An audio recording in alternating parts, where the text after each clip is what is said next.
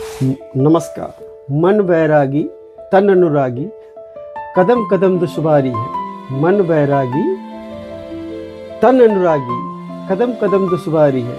जीवन जीना जहन न मानो, ये बहुत बड़ी फनकारी है। ये निदा फाजली का एक शेर था। चलिए आज एक आपको फिर से एक बार नमस्कार, और आप देख रहे हैं सारस मोटिवेशन में। और मैं आज आपको एक मोटिवेशन कहानी सुनाता हूँ, प्रेरक कथा है। और ये प्रेरक कथा के बारे में कुछ बता दूं आपको। पहले शिवरात्रि की ढेर सारी शुभकामनाएं। कल शिवरात्रि है, महाशिवरात्रि है। तो ये कहानी भी हमारी मैथोलॉजिकल है, और ये कहानी जो है हमें पुराणों से जुड़ी हुई है। कहानी ये है कि एक बार पार्वती जी जो होती है, भगवान शिव लॉर्ड से हट करती है। कहती है कि तुम तो अजर हो, अमर हो, और तुमको तो बार बार जन्म नहीं लेना पड़ता है, लेकिन मुझे आपसे मिलने के लिए बार बार जन्म लेना पड़ता है और तपस्याएं करनी पड़ती हैं, उसके बाद ही मेरा आपका मिलन हो पाता है। प्रभु, ये तो एक तरीके से अन्याय है, और मैं आपसे कैसे मिलूं? तो उन्होंने कहा कि मैं इसके बारे में आपको कुछ नहीं बता सकता। जब पार्वती जी बार बार हट करती है कि कहती है कि मुझे ये बताओ कि जो मुझे ये बताइए कि अमर होने का क्या राज है, ऐसी कौन सी गूढ़ बातें हैं जिनके द्वारा लोग अमर हो जाते हैं। और फिर स्त्री हट, तो फिर बहुत बड़ा हट होता है। तो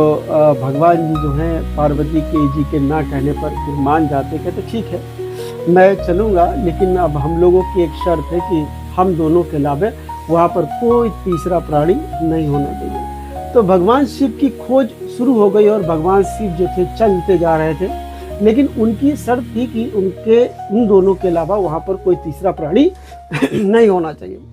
अब तीसरा प्राणी का मतलब है महादेव का नंदी नहीं होना चाहिए, और भगवान का जो गले में कंठभूषण जो होते हैं नाग जी, वो भी नहीं होना चाहिए। सिर पे गंगा भी नहीं होना चाहिए, चंद्रमा भी नहीं होना चाहिए, और गणपति भी नहीं होने चाहिए, और कार्तिकेय भी नहीं होने चाहिए। इतनी चीज़ें नहीं होनी चाहिए, क्योंकि ये सब उनके आभूषण थे, ये सब भगवान शिव के साथ रहते थे। तो कहते चलो चलते हैं। तो भगवान शिव ने अपने सारे लोग थे उनको साथ लेके चला। जब भगवान शिव एकांतवास की खोज कर रहे थे, तो उन्होंने सबसे पहले नंदी को छोड़ा, और जहाँ से उन्होंने नंदी को छोड़ा वही जगह कहलाई पहलगाम। और वही पहलगाम से अमरनाथ की यात्रा शुरू होती है।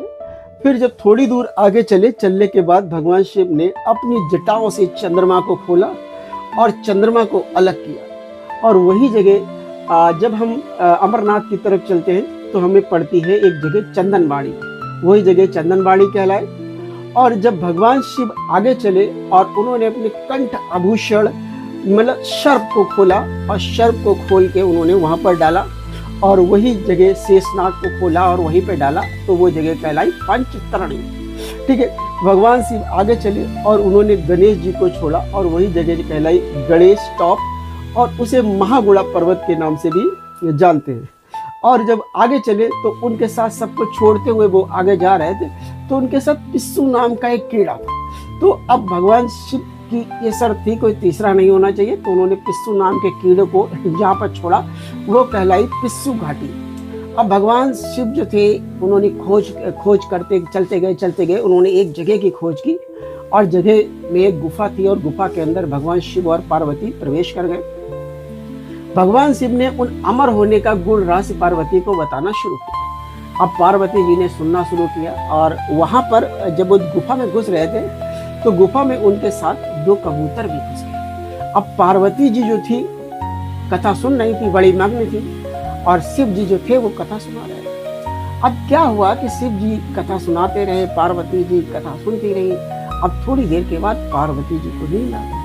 अब पार्वती जी जब कथा सुन रही थी, हूँ कर रही थी। जैसे गांव में नहीं कहानी सुनाई जाती तो हूँ करते, तो पार्वती जी जो कथा सुन रही थी तो हूँ कर रही थी, और वहीं पर कबूतर भी गू गू गू गू कर रहा है। तो भगवान शिव को ये लगा कि ये पार्वती जो कबूतर की गू की जगह उन्होंने लगा कि ये जो पार्वती जी हैं ये हाँ कर रही हैं। तो उन्होंने ज़्यादा डिस्टर्ब नहीं किया, पूरी कहानी खत्म हुई तो देखा कि पार्वती सो रही हैं। तो उन्होंने कहा अब ये क्वेश्चन ये आता है ये गू कौन कर। उन्होंने देखा सारा इसे ऊपर किया, उन्होंने देखा 2 कबूतर बैठे, गुस्सा गए।